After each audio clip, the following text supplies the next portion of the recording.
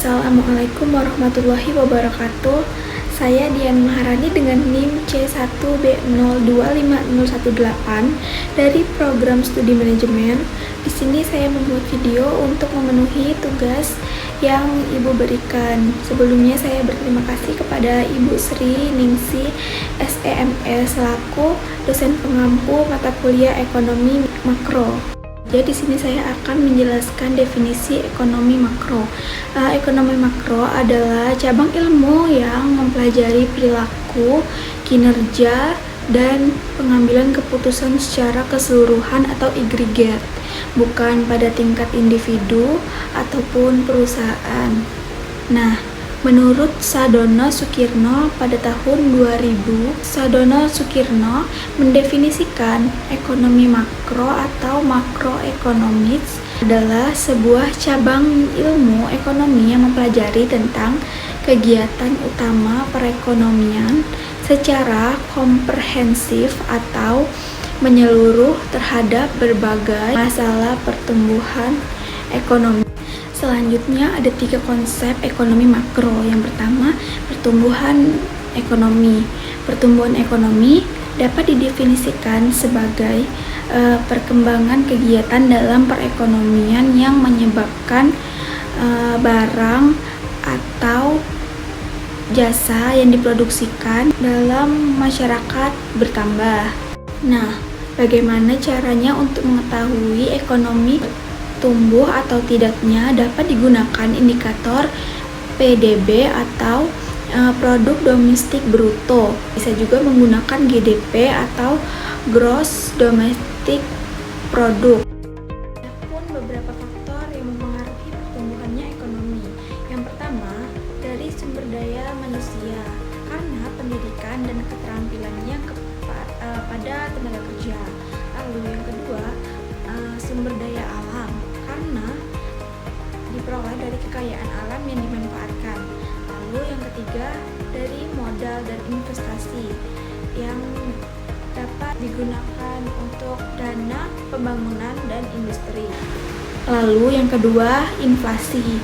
Nah, inflasi dapat didefinisikan sebagai suatu proses kenaikan harga barang dan jasa secara umum dan terus-menerus dalam periode waktu tertentu.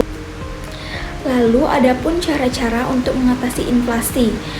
Yang pertama, menggunakan kebijakan moneter atau bank sentral.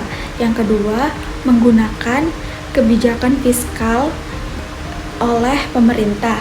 Dan yang ketiga, menggunakan kebijakan real oleh sektor produksi. Dan yang ketiga ada pengangguran. Pengangguran adalah suatu keadaan di mana seseorang yang tergolong dalam angkatan kerja dan ingin mendapatkan pekerjaan namun belum memperolehnya. Ada banyak penyebab terjadinya pengangguran, yaitu yang pertama, pertumbuhan ekonomi yang lambat. Lalu yang kedua, jumlah penduduk yang meningkat. Dan yang ketiga, pendidikan dan keterampilan tidak sesuai dengan yang dibutuhkan di lapangan pekerjaan. Lalu yang keempat, kemajuan teknologi. Definisi ekonomi mikro. Ekonomi mikro adalah cabang ilmu ekonomi yang mempelajari perilaku individu dan unit-unit terkecil dalam kegiatan ekonomi yang meliputi rumah tangga, perusahaan, serta pasar tertentu. Ekonomi mikro ini berfokus pada bagaimana individu dan perusahaan membuat keputusan dalam mengalokasikan sumber daya yang terbatas untuk memenuhi kebutuhan yang tidak terbatas. Adapun tujuan dari ekonomi mikro itu memahami perilaku konsumen, di mana konsumen memilih barang dan jasa untuk memaksimalkan kepuasannya atau utilitas dengan pendapatan terbatas. Yang kedua, menganalisis perilaku produsen, di mana perusahaan menentukan jumlah produksi, biaya produksi, dan strategi untuk harga memperolehnya keuntungan yang maksimal. Lalu yang ketiga, menjelaskan mekanisme pasar, yaitu mempelajari bagaimana harga terbentuk melalui interaksi permintaan dan penawaran. Lalu yang keempat, meningkatkan efisiensi ekonomi, yaitu membantu pembangunan sumber daya secara optimal agar tidak terjadinya pemborosan. Lalu adapun perbedaan ekonomi mikro dan ekonomi makro, di mana ekonomi mikro lebih berfokus pada skala kecil seperti individu, rumah tangga, dan perusahaan, di mana tentang keputusan sumber daya, harga, dan produksi. Sementara ekonomi makro berskala besar karena mempelajari perekonomian secara keseluruhan atau nasional ataupun global secara agregat seperti pertumbuhan ekonomi, inflasi, dan pengangguran. Nah, lalu perbedaan yang dapat kita lihat yaitu pada objek yang dikaji. Pada ekonomi mikro, objeknya yaitu harga, permintaan, penawaran, dan produksi.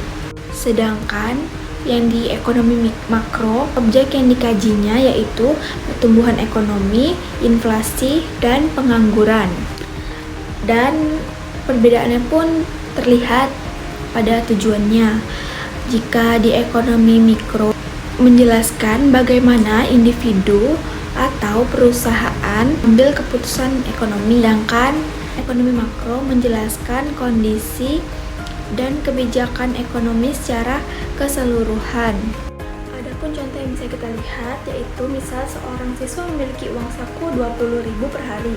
Nah, dia harus memilih bagaimana antara membeli makanan, minuman, atau alat tulis. Karena uangnya terbatas, dia harus memilih prioritasnya. Jika dia ada ujian, dia akan mungkin memilih untuk membeli alat tulis daripada membeli makanan dan minuman. Nah, ini termasuk ke dalam ekonomi mikro karena membahas bagaimana individu untuk memenuhi kebutuhan yang tidak terbatas. Misalnya dalam suatu negara mengalami inflasi, maka harga kebutuhan pokok seperti beras, minyak goreng, telur, gula, dan lain-lain akan mengalami kenaikan secara bersamaan. Nah, akibatnya masyarakat harus mengeluarkan uang lebih banyak untuk membeli kebutuhan tersebut, termasuk ekonomi makro karena berkaitan dengan perubahan harga secara umum dan mengaruhi perekonomian dalam skala nasional. Baik, hanya segitulah yang dapat saya sampaikan. Assalamualaikum warahmatullahi wabarakatuh.